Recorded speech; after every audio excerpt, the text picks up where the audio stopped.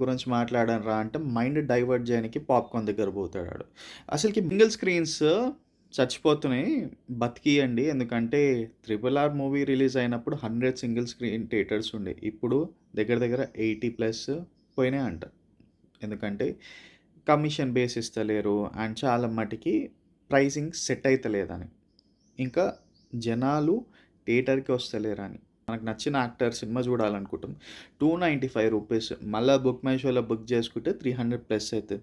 ఇద్దరు పోనీకే రూ. 600 అయితుంది. అరే! ఈ సినిమా టికెట్ల గురించి మాట్లాడనురా అంటే మైండ్ డైవర్ట్ చేయనికి పాప్‌కార్న్ దగ్గర పోతాడు ఆడు.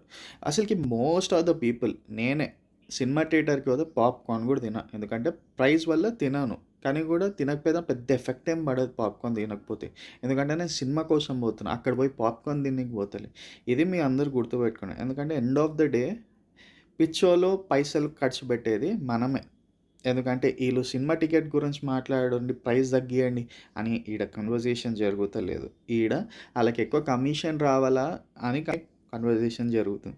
ఇదొక ప్రొడ్యూసర్, ఇంకా సినిమా థియేటర్ ఓనర్‌ది కథ. ఇంకొక పర్సన్ ఏందంటే 200 మల్టీప్లెక్స్ ఉన్న పర్సన్ గూడా వచ్చి సింగిల్ స్క్రీన్ గురించి ఏదో తేడాగా అనిపిస్తలే. ఎందుకంటే ఎవరైతే సింగిల్ స్క్రీన్ కాపాడాలా అని ఇంత మాట్లాడుతున్నారు గదా! వాళ్ళ అన్న సీఎంకి చాలా దగ్గర పర్సన్.